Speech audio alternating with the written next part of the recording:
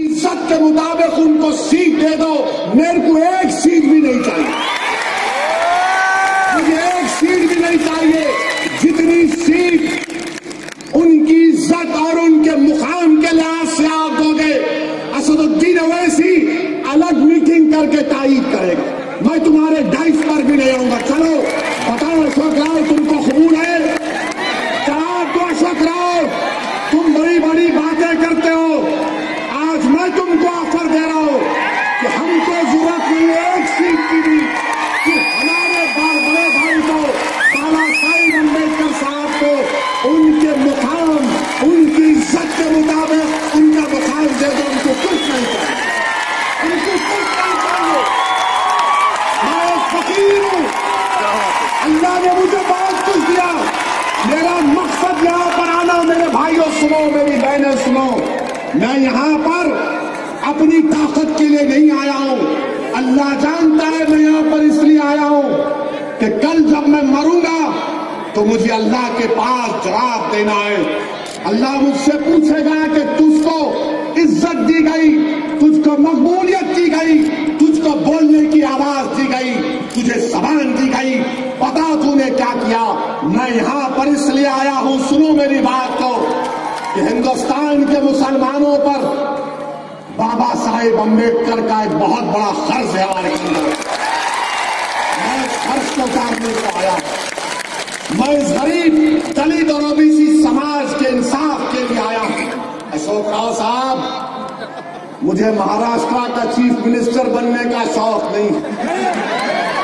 अशोक राव साहब, मुझे राहुल गांधी की तरह हिंदुस्तान का वजीर आजम बनने का ख्वाब नहीं देखता हूं। मेरी जिंदगी का मकसद एक ही है कि जब इस दुनिया से चला जाऊं तो लोग ये कहें कि हाँ, ये वो शख्स था जिसने गरीब, एससी, आदिवासी और बहुजन समाज के लिए काम किया, लड़ता रहा उनके साथ। मुझे ये लाल बत्ती की गाड़ी का शौक नहीं है अशोक राव साहब, वो आपको मुबारक। मगर मेरे को अब डाउट हो गया कि वो लाल बत्ती भी आएगी या नहीं आएगी। आप जो इतनी बड़ी तादाद में नांदेड़ शहर में एक पैसा दिए लोग जब जमा हो गए हजारों की तादाद में, तो ये एक इनकलाब का पैगाम, यहां से एक इनकलाब पैदा होगा और वो इनकलाब लाना जरूरी है। अब इनकलाब बंदूक गोली से नहीं आएगा।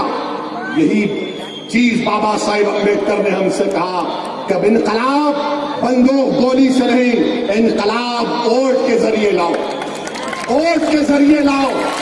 ये लोग क्या बोलते, ये जन्मेदारों, ये हिंदू नेशनलिस्ट कहने वाले, ये हमसे कहते हैं कि वोट के जरिए नहीं, तुम हमको गुलामी करो, और हम आपसे कह रहे कि गुलामी नहीं करेंगे। अगर हिंदुस्तान की इस लोकसभा में जब 10% का रिजर्वेशन का कानून बन रहा था, अगर मेरे बड़े भाई बाबा साहेब अम्बेडकर के साथ 4-5 MP होते, ये खड़े हो जाते और खड़े होकर कहते कि तुम कानून नहीं पास कर रहे हो, तुम बाबा साहेब अम्बेडकर को धोखा दे रहे हो, तुम धोखा दे रहे हो। रिजर्वेशन कोई गरीबी हटाओ प्रोग्राम नहीं है, रिजर्वेशन कोई गरीबी हटाओ प्रोग्राम नहीं है। रिजर्वेशन बाबा साहिब ने कहा कि जस्टिस के लिए, उस समाज के लिए जिस पर तुमने 2000 साल तक जुल्म किया। रिजर्वेशन उस समाज के लिए जिसका हमारे दंगर भाई मुतालबा कर रहे हैं, उनको मिलना चाहिए, इंसाफ का तकाजा। और फिर ये बोलते कि नहीं, मजहब के नाम पर मुसलमान को नहीं मिल सकता। अरे मैं मजहब के नाम पर नहीं कह रहा हूं, मैं मेरे सोशल और एजुकेशनल बैकवर्डनेस के नाम पर, बॉम्बे की हाईकोर्ट ने कहा कि महाराष्ट्र के मुसलमानों को उसमें जो 50 जाते हैं उनको मिलना चाहिए, आप नहीं देती। इंदिरा सानी ने कहा था, सुप्रीम कोर्ट के जजमेंट ने कहा था, अगर पूरा समाज बैकवर्ड है तो उसको रिजर्वेशन मिल सकता। मेरे भाई धोखा दे रहे हैं। ये बीजेपी और कांग्रेस धोखा दे रहे हैं। ये कभी भी नहीं चाहते कि एससी एसटी, ये मुसलमान, हमारे ओबीसी, हमारे दंगल भाई से इंसाफ। ये सिर्फ यही चाहते हैं इनका वोट लो, वोट लो, वोट लो और राज। अब नहीं चलेगा, वोट भी हमारा होगा और राज भी हमारा होगा इंशाअल्लाह। वोट हमारी ताकत है। और जो लोग बोल रहे हैं आपसे, ये ओवैसी आकर भड़काऊ भाषण देकर वोट को काटेगा, प्रकाश अंबेडकर वोट काटेंगे, याद रखो, अगर तुम इस तरह की सोच से मुतासिर हो जाओगे तो तुम बाबा साहेब अंबेडकर के दोस्त नहीं, तुम दुश्मनी कर रहे हो। अगर तुम बाबा साहेब अंबेडकर को मानने वाले हो तो दो अपने आप को वोट, प्रकाश अंबेडकर को नहीं, मेरे भाई यशपाल को नहीं, अपने आप को दो। तुमने 70 साल नेहरू परिवार को दिया, तुमने 30 साल पवार परिवार को दिया, तुमने 40 साल ठाकरे परिवार को दिया। अरे महाराष्ट्र के मेरे एससी भाइयों, मेरे महाराष्ट्र के आदिवासी भाइयों, मेरे महाराष्ट्र के दंगल भाइयों, मेरे महाराष्ट्र के मुसलमानों, क्या तुमने कभी अपने आप को वोट दिया? सोचो, अपने दिल पर जोर डालकर सोचो। घर को जाओ, घर में बैठकर सोचो कि क्या मैंने वोट दिया अपने आप को? तुमने अपने आप को वोट नहीं दिया।